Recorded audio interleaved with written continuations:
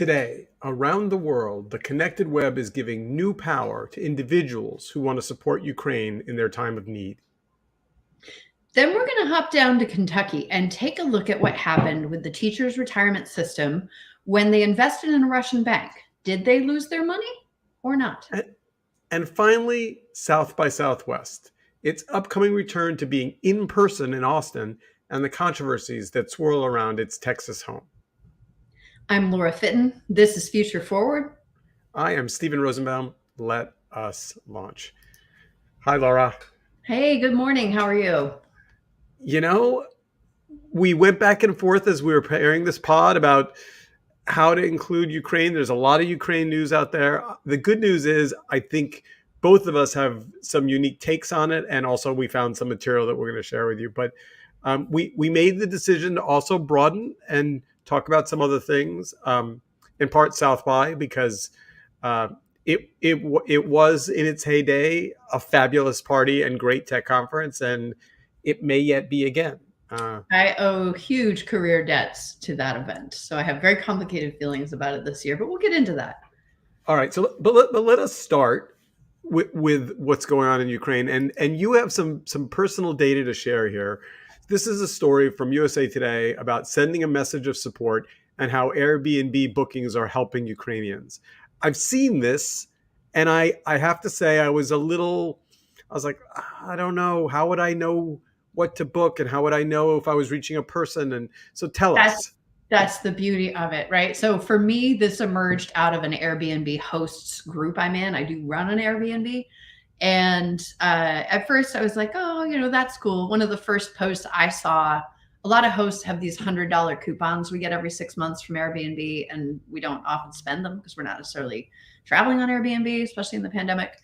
And so the person said, look, use your host voucher, go book something in Ukraine, no brainer. Like, we're not out any money and we could maybe help somebody.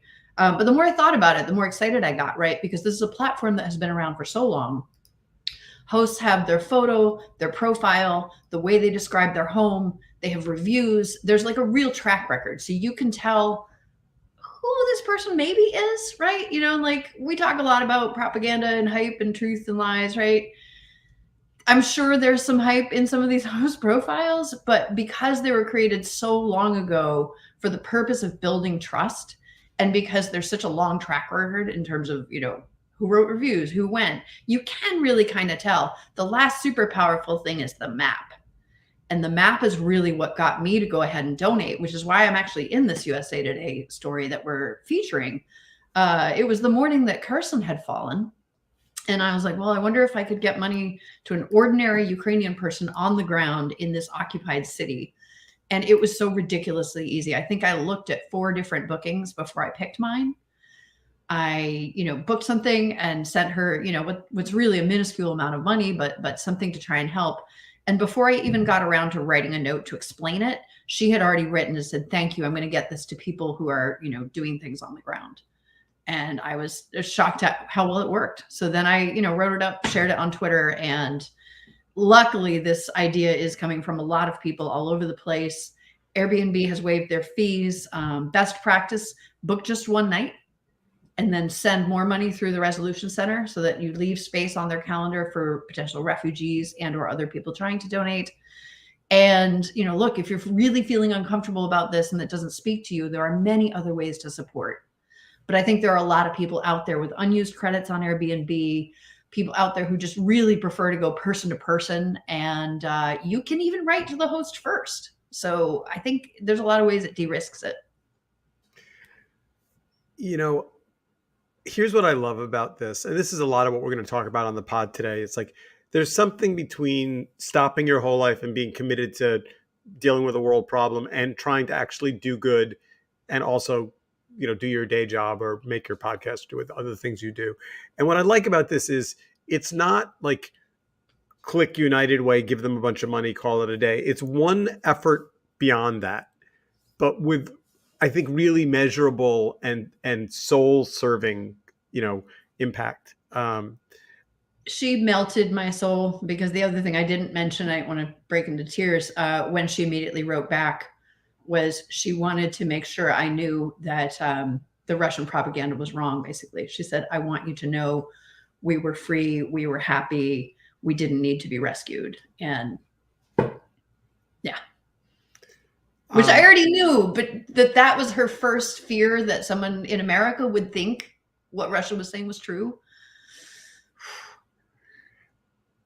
So we have a bunch of things I want to cover. Before we do that, one other thing I just wanted to share is that the NYC Media Lab has put up a page of links and sources and places where you can help.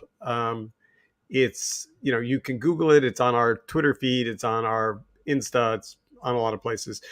But we have a team member who is Ukrainian, and she helped us curate this page. All of these links are carefully sourced, places to donate, places to advocate, ways to get supplies to them. And as she explained it to me on Friday, they don't need sweaters and socks. This is not a time when they need, they have very specific supplies that they need. And so we laid that out. So, we're all trying to do what we can, which brings me almost immediately to this question about companies and what they're doing, and whether or not, I guess you could probably take either side of this conversation. There are a lot of companies pulling out of Russia. It's hard to know how much of that is symbolic and how much of that is real.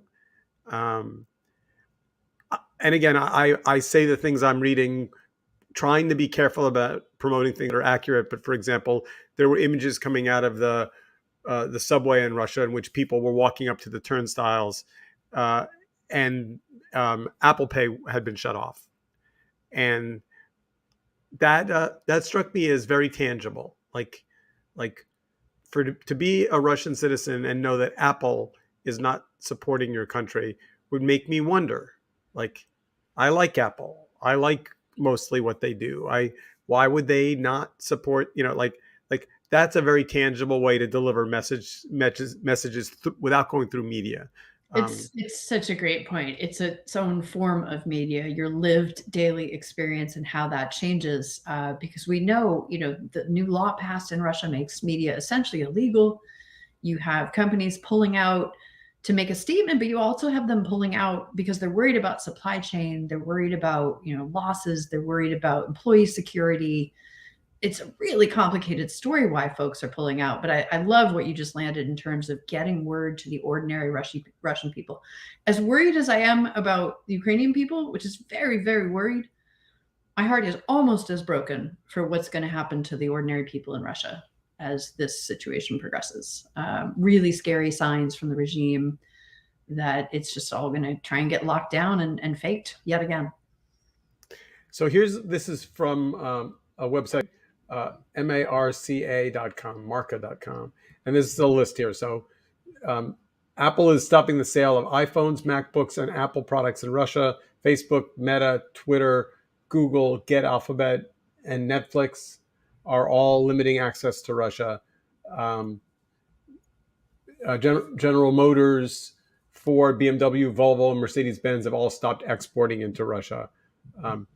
Big plane manufacturers such as Boeing and Airbus have suspended building projects. I mean, it goes on and on. I mean, it's a long list, and I have this sense that if you're a big company right now, it's not hard to get on this, to decide you want to be on this side of world affairs. That being said, yeah. Oh, sorry. Go ahead. No. I don't know if it's enough, is I guess my question. Right. Will it act fast enough to make a difference? I don't know. I do want to draw the people's attention to something they don't often think about. One of the factors in a lot of these suspensions, particularly the shipping ones right away, people, when they think about the economy, I don't think they realize how much leverage the insurance industry has over everything else. And this is something I think about a lot in my work on the climate economy, because as we shift from a regular economy to a climate sustaining economy, what I call the climate economy, insurers are going to lose their money first because of damage. And insurers are also very well positioned to have leverage over. So if you want to build some huge fossil fuel project and you can get, the rights, the funding, and the government approvals to do it, but you cannot buy insurance, you cannot build that project. So that's something I've talked about a lot in the last couple of years. What I was seeing in Russia was, with Maersk having to shut down shipping right away, if you can't get a certificate of insurance for that shipment, you can't make that shipment.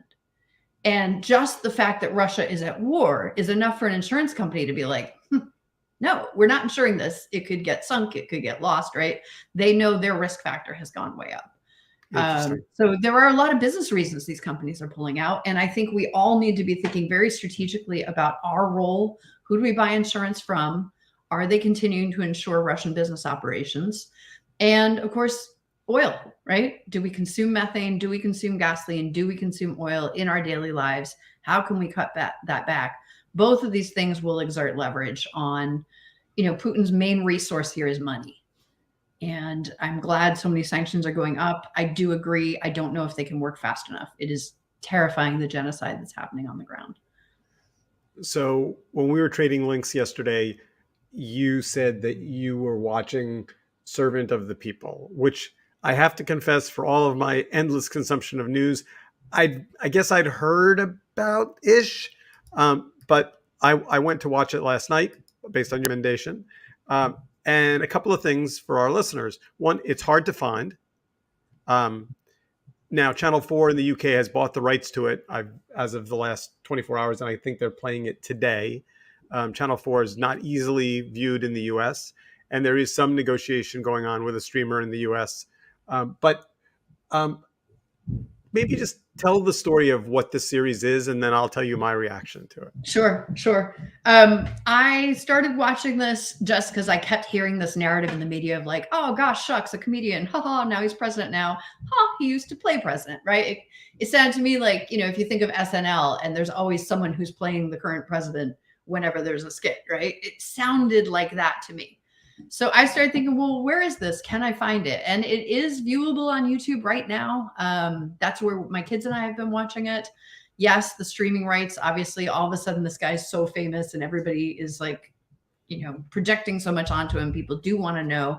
I highly recommend watching the series because look, he created it, he wrote it, he produced it, and he stars in it. So whether we're getting unvarnished truth about who he really is as a person, I don't know. That would be a bit naive to make it sound that way. But I do think it's eye-opening, even if you're just watching the opening credits and looking around and seeing peacetime Kiev and contemplating what's at stake here. But if you dig a little deeper and start thinking, this man has a law degree. He brings up, the classics in the very second episode. Pluto and Herodotus are the opening scene. It does give you, if nothing else, a sense into who he wants to be, what he wants for his country. The entire thing is about regime change and reform. And so I think media have really been doing a disservice when they characterize him as like, shucks, he used to play the president. And he's a comedian. Yeah. And it is very funny too. I honestly expected it wouldn't be that good. When I lived in Russia, Russian TV, was kind of like, so I was like, I don't know, if this will be a great show. I really love it. My kids genuinely like it, and they are picky teenagers. So I did not know any of the things you just said about him being a lawyer. I mean, again, to your point, the mainstream media has positioned him as a stand-up comic who's now president of Ukraine, and without giving away too much, I mean, the show is a little mind-bending in that it's a story of a high school teacher who gets into an argument with a friend, and it gets recorded and put on YouTube, and that makes him famous in Ukraine, and he gets elected president. So he's kind with one week left in the election. I mean, it's preposterous. Well, I mean, yes, although, I mean, there is something. I mean, I hate to say this, but unfortunately, it also irks me that we're living in a moment in time where Donald Trump, who is maybe a billionaire but probably not, becomes a TV star impersonating a billionaire and then becomes president. So the idea that there's some weird cosmic upside down thing where the way you become known in a community is by being on an entertainment show. I guess I don't think at the end of the day that Zelensky wrote the show because he actually had a political aspiration and thought it would lift his political likelihood of election. Yeah, I don't know if he personally wanted to or not. He certainly wanted better things for his country, as it reads. And yeah, certainly the guy you were talking about a second ago wasn't a billionaire, but he had billionaires who wanted him to be president. Yes. And that sort of theme, and I mean Trump, that sort of theme does come up in the show because the oligarchy is, personified on screen as who normally picks the leader. So that's kind of fun and interesting too. But I highly recommend people watch it. If nothing else, it's a part of the war that you can share with your family and not be miserable, but Yes. still be learning more about Ukraine, even if it's a fictionalized version. All right, so let's move on to chapter 2 and talk about this Kentucky story for a minute. So, this is a bit of a warning of sorts. So there was this story that crossed the social media wire, as it were. It must have been 2 days ago, and it essentially said the Kentucky retirement fund. The original story, which I don't have a link for, said that they lost $13 million, and essentially the original $1 million because of the Russian bank. Blah! Yeah, but no, because it was a credible source. There was details. It seemed like they had been in early, and why Kentucky's investing in Russia was a little puzzling, and there was some question about whether or not there was a back channel from Kentucky to Russia, and if that's all you read, if you read this salacious but kind of compelling story about the weird connection between Kentucky, which Mitch McConnell, Kentucky, ... It seemed like another highly corrupt transaction, and that would have been, for most people that are scanning the news, which is what we now do. We don't read the news; we scan the news. That would have been enough to go, aha, more evidence of, Republican Russian, camaraderie of some sort. It turns out, it seems, after having, as you did and I did, going 3 links deep, that's just not true. Right. I mean, they went in at 12 million roughly in 2017. Oh, sorry. They went in at 15 million in 2017. They went out at 12 million this week. Yes, 15 minus 12 is in fact 3 million. But then you dig a little deeper. In that interim time, they got 3 or 3.2 million worth of dividends paid out. So honestly, it was a wash sale. It really wasn't a significant gain or loss. This is the nature of investing. And by selling it this week, they were pretty smart because they probably would have lost a lot more if they'd waited longer. I don't know. It's also such a tiny portion of the fund. These funds are huge, these pension funds. And as much as I hate to admit it, if your 401k, if you have one, and you say to your broker, advisor, whoever you work with, hey, do I have any money in oil and gas, or do I have any money in Russia? What they'll generally say to you is, well, it's a little hard to say because the index funds you're in have bought other index funds, and those index funds are in other, and the bottom line is that oil, for example, is wildly profitable. And so, I mean, no, it pays a lot of dividends. Yes. Market cap on Exxon has mostly slipped in the last 5 years, although it's back up now. My only point being, I guess my point in terms of this Kentucky story is, I think all of us need to be careful when something seems a little too good to be true. It very well might be. Right? It's this whole other form of misinformation that happens when the information is actually accurate, but nobody's going to do the work to read all the information and put together that accurate story in the end. And so we just get kind of the outrage share. And I think that's a really important lesson, especially as, again, my heart is just broken for what's happening to media in Russia right now and what that will mean for people. You have a civilization where most people do get their news from TV. You have a situation where nothing is on TV except for state TV. and the disinformation is going to be so much more overt. But watch out for mis and disinformation everywhere you go as you consume media. So I'll tell my Russia story. We told a little bit of this last week, and I made an effort to pull up the images. So this is a TED talk that I gave in 2017 about fake news, and the actual topic isn't what we're talking about today, but the pictures in this story are worth sharing. This was come on. So these are my photographs taken in Moscow or Leningrad, and these were film slides, but the story was about my conversation with a Russian journalist, and he said this thing which I'll never forget. We were sitting on a sidewalk and drinking vodka, and it got to be very late. And he said to me, "You Americans, you believe what you read in the newspaper." He said, "Russians, we know to read between the lines to find truth." And, I hope that's still true. It was a long time ago. I suspect it's probably less true.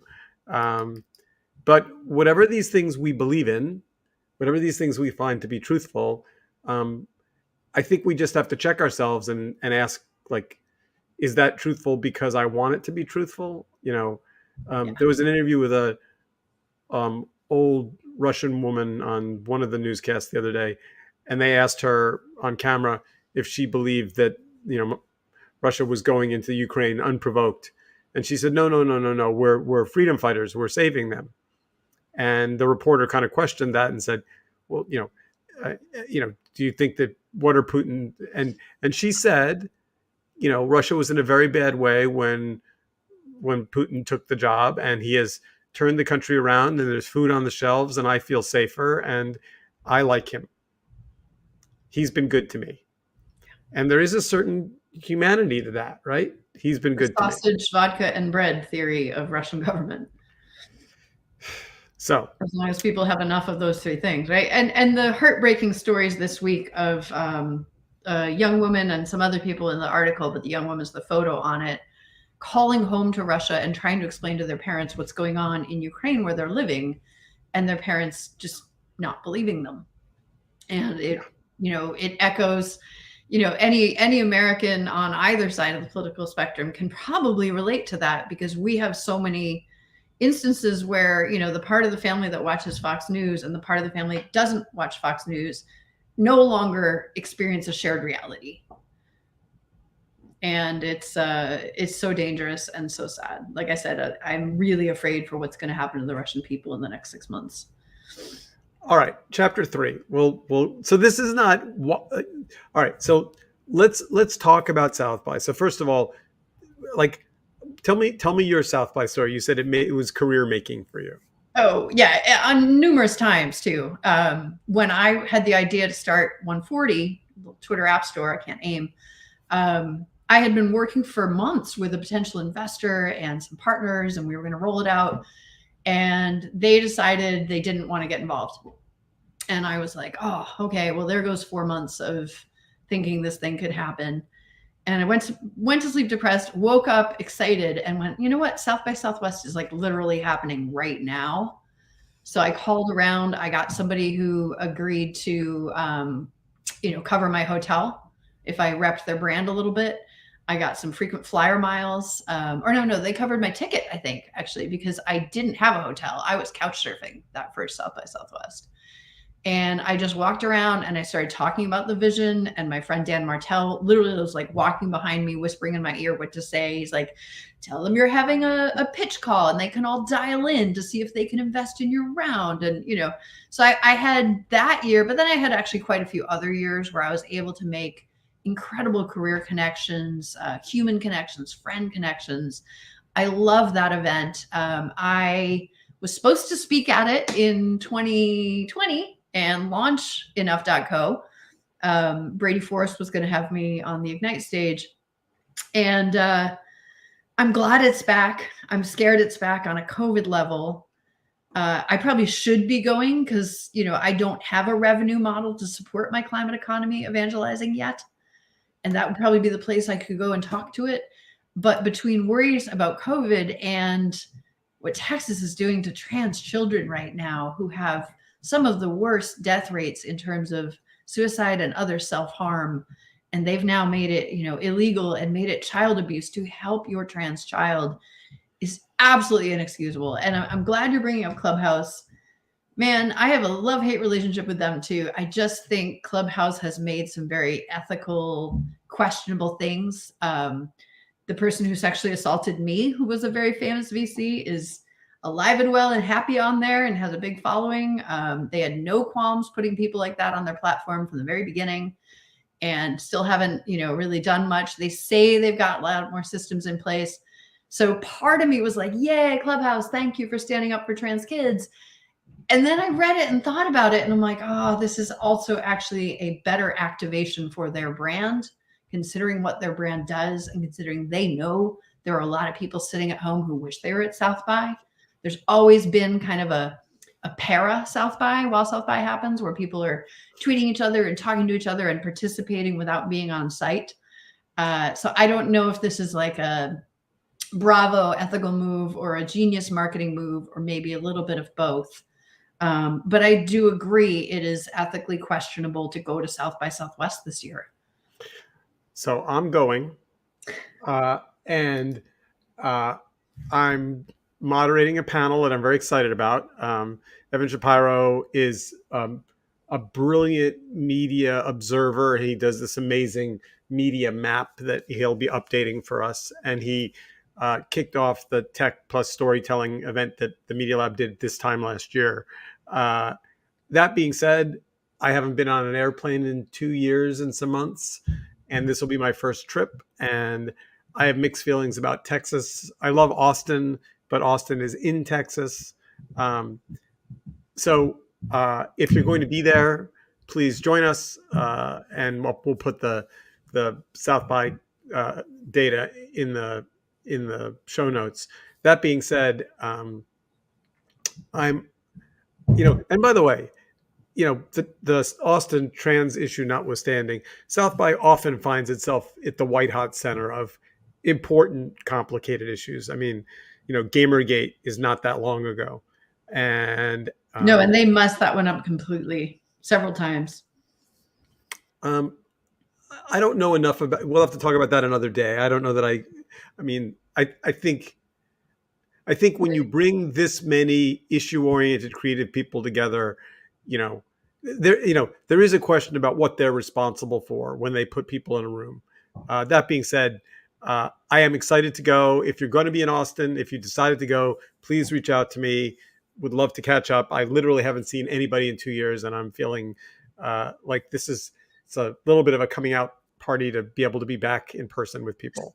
Same. I mean, not gonna lie, sitting here talking about it, I wish I could go. I kind of want to go, but I don't think I'm gonna go. Yeah. So last thing before we run out of time, I was talking to someone who does a lot of national moving of people around the country, and he was talking about the dramatic growth in Texas and Florida. And I said to him somewhat cautiously, is this about politics? Is this people going to where, red state, blue state? And he said, no, we researched it. It's only about, it's about a lot of things, but he said it's fundamentally about taxes. And I went, oh. That checks out. I live in New York. New York is a very, very, very, very expensive place. I can't imagine living anywhere else. I mean, you get what you pay for. I mean, I don't know why you'd want to end up living in Texas, but Austin has always been this little piece of Texas that wasn't Texas. And I think that might be harder for them to justify. That's part of what I'm cautious about is, will it feel like Texas or will it feel like Austin, having not been there in 3 years? I'm sure it'll still feel like Austin. I have observed that migration pipeline. Ironically, one of the initial reasons, in addition to the nicer climate, was incredibly cheap housing.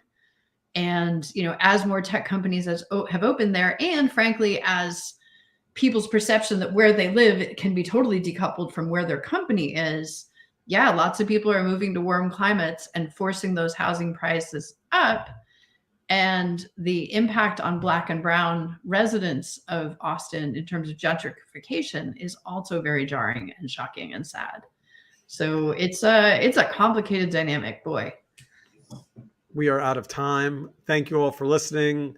Laura, thank you so much. This has been so much fun and serious and interesting. And thank you for bringing your passion and wisdom to this podcast. Thank you. And have so much fun at South by. All right. Sounds good. See you next week. Bye-bye.